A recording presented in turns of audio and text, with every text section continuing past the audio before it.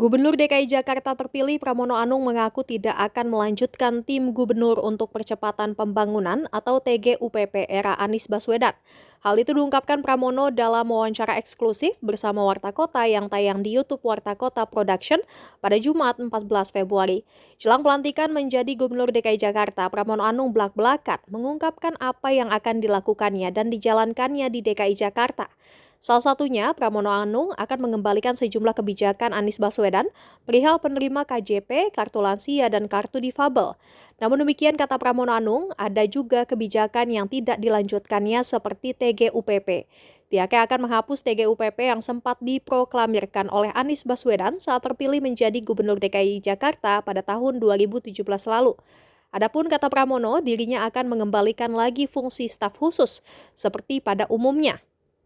Terkait staf ahli dan staf khusus, kata Pramono Anung, pihaknya menjamin akan memilih orang-orang profesional yang dipercaya olehnya untuk mengemban tugas tersebut.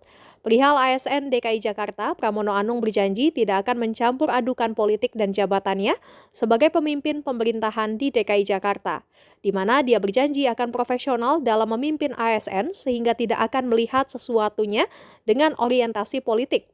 Bahkan kata Pramono Anung, sekalipun ASN yang tidak mendukungnya saat Pilgub DKI Jakarta tetap akan bekerja seperti biasa sesuai dengan tupoksinya sebelumnya. Hal itu juga kata Pramono Anung yang dilakukannya saat menjadi sekretaris kabinet selama 2 periode, di mana dirinya tidak membawa pendukungnya ke dalam pemerintahan yang dipimpin. Dirinya yakin ASN akan tetap bekerja profesional apabila Pramono Anung juga bisa adil dalam memimpin sebagai kepala pemerintahan DKI Jakarta nantinya.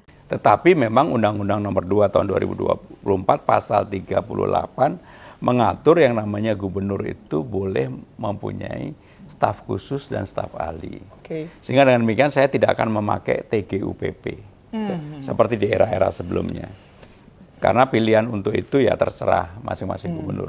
Saya akan memberdayakan ASN sepenuhnya, tetapi dengan tugas tanggung jawab yang cukup besar. Yang namanya gubernur kan harus dibantu oleh staf khusus dan staf ahli.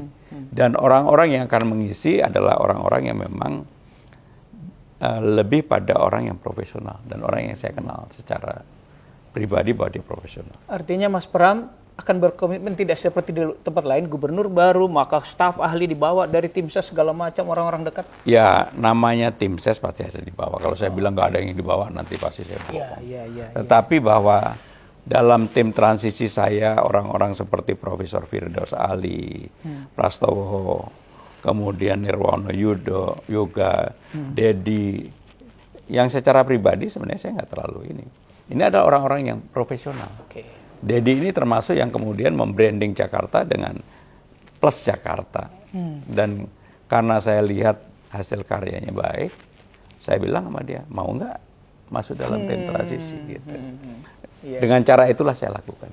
Jangan lupa subscribe ya.